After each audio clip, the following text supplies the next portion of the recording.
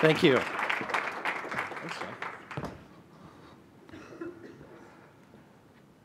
Thank you so much. It's great to be here. Inspiring talk. Thank you so much for that. I just want to give a little bit of background about myself. The title of my talk is Small Town, Big Vision, but I grew up in the Midwest. I went to college at the Minneapolis College of Art and Design, where I studied fine arts, sculpture, painting, also graphic design and industrial design. But perhaps the most impactful class that I had when I attended MCAD was creative problem solving. It taught me to look and reframe problems and challenges as opportunity. And I was so fortunate and lucky. I wanted to work in the arts in rural America. And right out of the gate, I found my dream job. It's not what it looks like. It's not, okay, it is what it looks like. I worked at a Buster Brown shoe store in a mall selling shoes. But that was only so I could find my dream home in rural America. Needed a little bit of work. This was just outside of a town called New York Mills, Minnesota, population 972. Needed a little bit of work. I worked 3 years fixing up this farmhouse, 3 years working in the community, listening to people in the community. I painted barns, I painted garages, I did what I could to make a living, and I listened to what farmers wanted and their hopes and dreams and aspirations. And it was all about access to the arts. They wanted opera, they wanted visual arts, they wanted poetry, but there was no access. And then I found my inspiration. A friend gave me a toy plastic tractor. Everything came together. Form a nonprofit organization. Invite the stakeholders of the community to be on the board of directors. Mission, provide innovative access to the arts. Logo would be the tractor, symbolizing cultivating the arts. Goal, become a national model for rural arts and economic development. Simple. Renovate the farmhouse, provide opportunities for urban artists to work in a rural community. Give them the opportunity to experience rural America and have the small town benefit from the talents of those artists. The first year the residency program started, building on Main Street became available. We partnered with the city. We used the E word, economic development, not the arts word. We challenged the city to invest in this project and redefined risk. The risk was doing nothing. The reward was reimagining what a town can be. The gallery provided access to visual arts, also performing arts. And the thinking started to shift. What if the audience was everyone? What would that look like? How do you engage fishermen, outdoor enthusiasts, fish decoy exhibit? How do you engage farmers? Through a residency program, Marcia McEachran worked with over 20 different farmers to create a gateway sculpture fence. These are two farmers right here. This was a gateway fence to the local Senex Farm Cooperative. Engaging parents and kids. 3rd and 4th graders created Welcome to New York Mills signs, the tractor logo on the water tower. Partnered with the city to create a sculpture park. Partnered with an emerging artist, a 70-year-old farmer who created the world's largest art tractor. Might as well create access to philosophy with the Great American Think-Off. Provided national attention for the community, creating an upward spiral. One thing that we did with the city was also track economic data.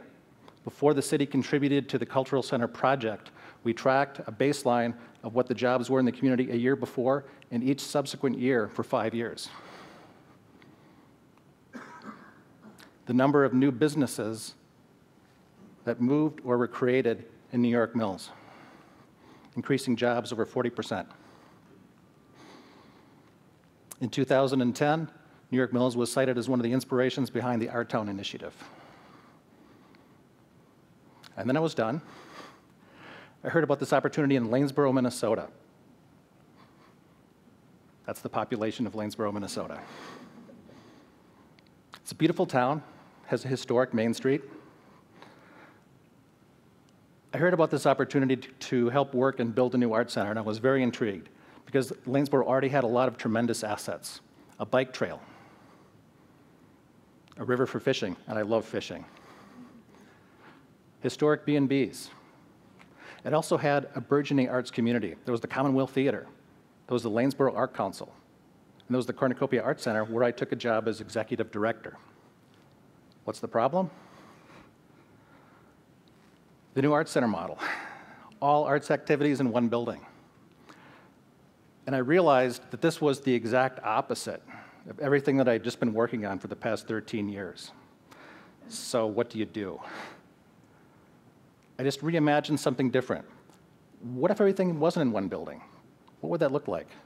What if the whole town became the Arts Center or an arts campus? So I proposed this idea to our board of directors. I went to the Art Council leadership. I went to the Commonwealth leadership. I was very excited, and the results were unanimous. Okay, it wasn't exactly going as planned, but it was an incredible unanimous failure. Every single arts organization rejected the idea. So what do you do? I'd only been in town 6 months, and already this vision was rejected. Well, patience, listening. Work to create a shared vision. So of course, we just move forward anyway. Cultivating partnerships, developing shared vision and goals. We worked with the Chamber of Commerce. Okay, wait, there wasn't a Chamber of Commerce. So we worked to form a Chamber of Commerce, and I served as its first president. We worked in partnership with the city. We also worked to weave the arts into the fabric of the community. More importantly, identifying opportunities and challenges in the community to see how arts could help solve those challenges. I want everyone just to take a minute and imagine something. If you can close your eyes and just imagine a stained glass tractor. Just take a second. Stained glass tractor. Okay, open your eyes. No, stained glass tractor. Reimagine. This is a local artist, Carl Unash. He grew up in Lanesboro, grew up on a farm, moved away, got his MFA, returned to the community, and is one of our key artist partners in the Lanesboro Arts Campus project. One of our first artists in residence was Cora Lambert. I told her about this idea of town as Arts Center model. She came up with this idea of discover, sculpture, explore Lanesboro. She worked with the town historian. She worked with the school.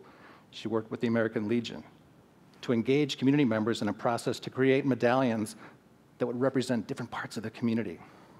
Over 20 different medallions were created with the help of the community and kids and their input, and placed strategically around the community to promote its walkability and to literally discover, sculpture, and explore Lanesboro. One of the most successful exhibits I've ever been a part of was called Steering. We partnered with local sales commission. What they did was sell livestock. It was a livestock auction. I talked with the owner and said, we want to do an exhibit about your business.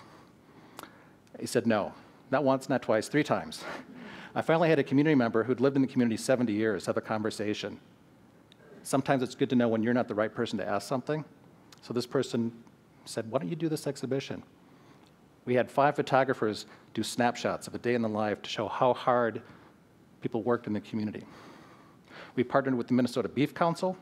We partnered with the Fillmore County Cattlemen's Association. They grilled steaks in front of the gallery. We had over 300 people attend the opening. Developing shared goals and vision. By this time, in 2007, the Commonwealth Theater Company had already built a brand new facility. Absolutely amazing, huge asset to the community. We had worked with the chamber and the city. It took 7 years of working with the city to have our goals and strategic plan overlap with the city's. It took 10 years for the chamber to have a vision statement that said, become the premier small-town arts and culture destination in the Midwest. That only took 10 years. Funny thing happened, though, as well. That wasn't so funny. 2008, the recession hit Lanesboro as hard as any other community. It was at that time someone from the Art Council approached us and said, hey, you know, with times like this, what if we merged organizations? What about this arts campus idea? It's a great idea.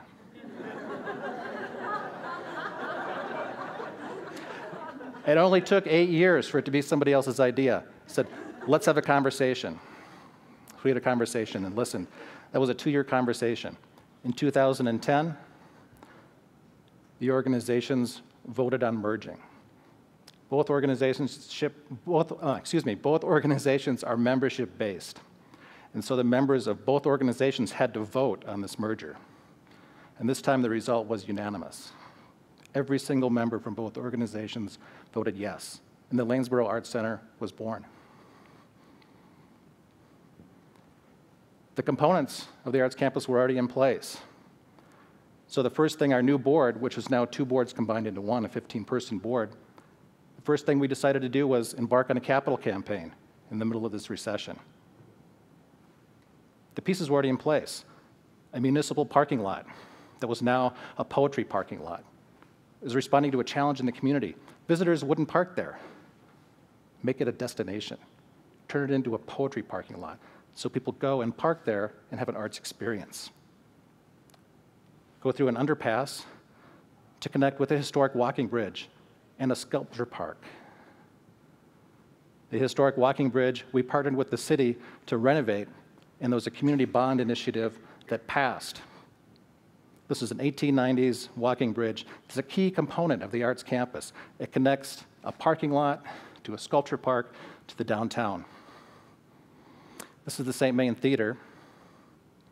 Now it's going to be renovated into a residency center. So artists, poets can create work and also have a stage to perform. The gallery building. The Lanesboro Arts Center in 2012 served over 30,000 people.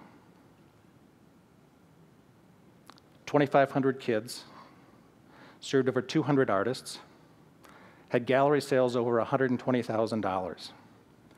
We engaged over 180 volunteers with our programs, with a budget of $350,000 and a staff of 4.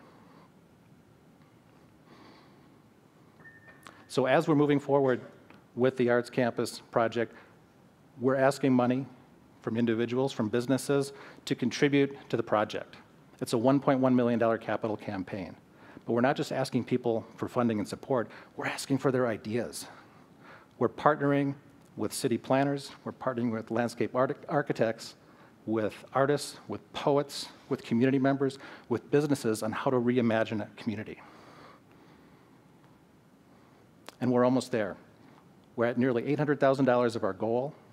We're planning on finishing our campaign and launching the Arts Campus in September of 2014. These are some of our community partners. Again, we were fortunate enough, as Richard had said, with our success to be one of the top 12 small-town art places in America.